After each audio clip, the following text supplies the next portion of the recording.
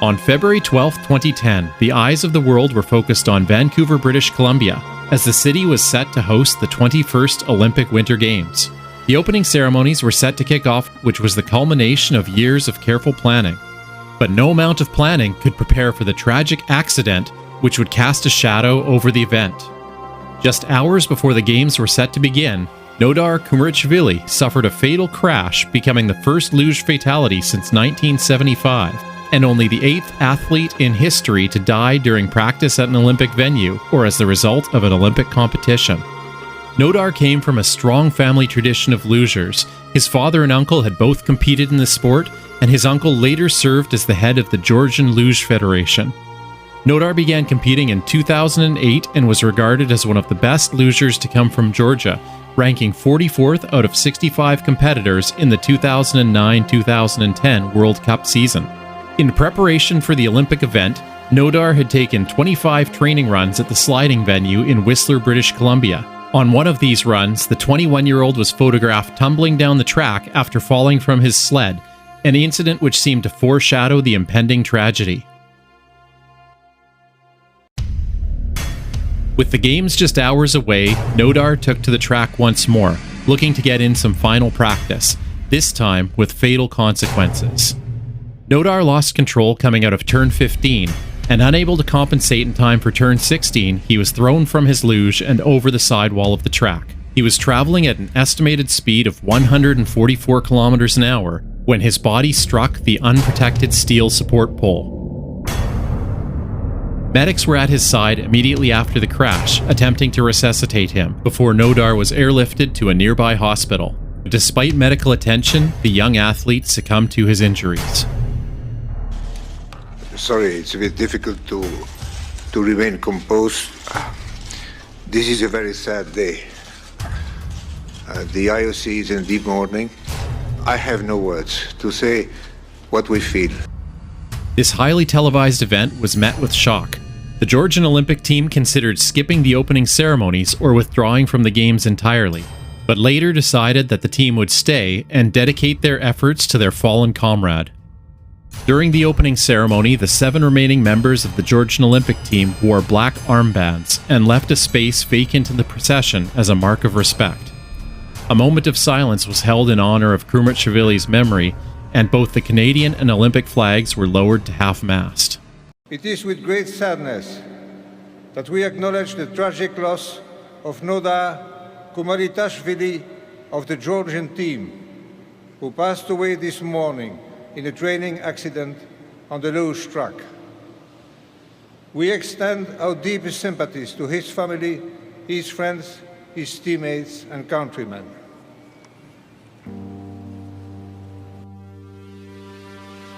Nodar's body was returned to his hometown of Bakriani, where thousands of Georgians attended a funeral to mourn the death of the promising young athlete, and he was later given a final resting place at the church which he attended. In the immediate aftermath of the incident, the International Luge Federation, the FIL, stated that the accident was not caused by an unsafe track, but as a preventative measure, the walls at the exit of Curve 16 were raised and the ice profile was adjusted. Padding was also added to the exposed metal beams near the track's finish line. In addition, the start of the men's luge was moved to the women's starting point to reduce speed, while the start of the women's luge was also moved further down the track. Olympic officials claimed that these changes weren't for safety reasons but to accommodate the emotional state of the lugers, and training runs resumed on February 13th, just one day after the Georgian luger lost his life. The official coroner's report cited an interaction of factors, which included the high speed of the track, its technical difficulty, and the athlete's relative unfamiliarity with the track, stating, "It was reasonable to assume that Mr. Kumarashvili was sliding faster than ever before in his life, and was attempting to go even faster, while simultaneously struggling to learn the intricacies of the track and the dynamics it created." In response, Kumarashvili's father said, "I don't accept the statement of Nodar's lack of experience. He wouldn't have won the right to take part in an Olympics if he lacked experience." It is interesting to note, however, that the international athletes had much less opportunity to practice than their Canadian counterparts, with Nodar only completing 25 practice runs compared to the average 250 training runs taken by each Canadian slider.